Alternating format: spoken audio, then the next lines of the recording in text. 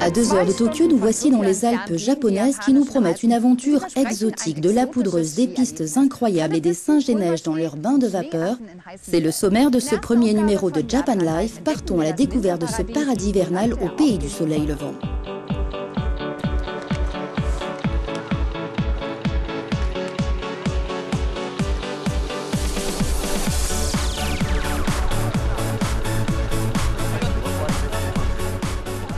En un mot, à Hakuba, la qualité de la neige est extraordinaire. Ici, comme il y a beaucoup de neige fraîche, on l'appelle le paradis de la neige.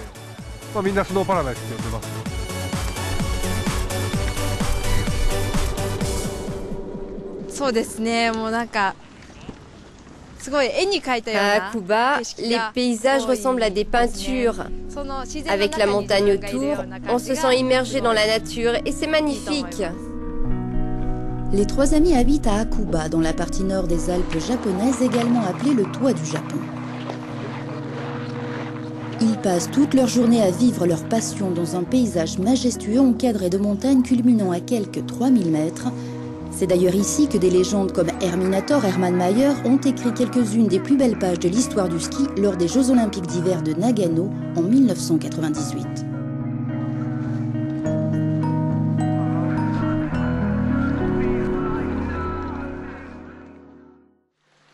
Après une longue journée passée sur les pistes, place à la relaxation.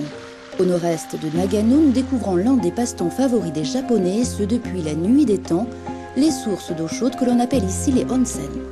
Archipel volcanique toujours en activité, le Japon compte des milliers de sources géothermales, bien plus que dans n'importe quel autre pays. Un bain dans ces eaux chaudes et riches en minéraux nous apportera, nous dit-on, pureté, paix et harmonie. Certains prêtent également à ces sources naturelles des vertus curatives. Traditionnellement, on dit exposer l'âme, c'est-à-dire purifier l'âme et le corps dans le bain. On dit aussi que le onsen vous assure la longévité. Les humains ne sont pas les seuls à aimer les sources d'eau chaude. Dans la vallée de l'enfer, nous allons assister à un spectacle unique. Plusieurs dizaines de singes des neiges sauvages barbotent joyeusement dans une eau à 40 degrés. Quoi de plus agréable pour passer l'hiver en douceur et au chaud?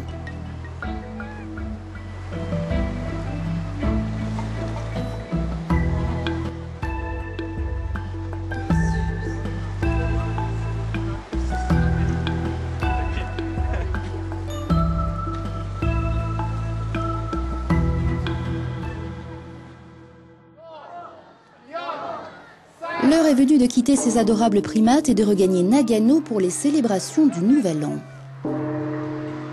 C'est en famille que les Takeuchi passent ses vacances les plus importantes du calendrier japonais.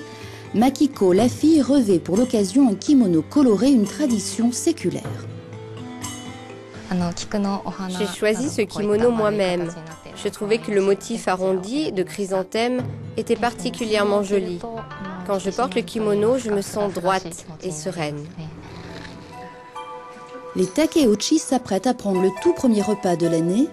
Au menu des 3 prochains jours, l'Osechi Ryori comprenait un assortiment de spécialités traditionnelles spécialement préparées par Makiko. Chance, santé ou encore bonheur, chaque plat a sa propre signification.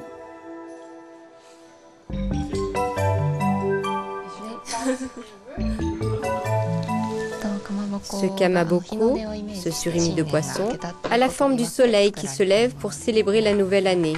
Nous l'avons découpé pour faire une belle décoration. Plus tard, j'aimerais continuer à préparer ces plats avec mes enfants et leur transmettre ainsi cette tradition.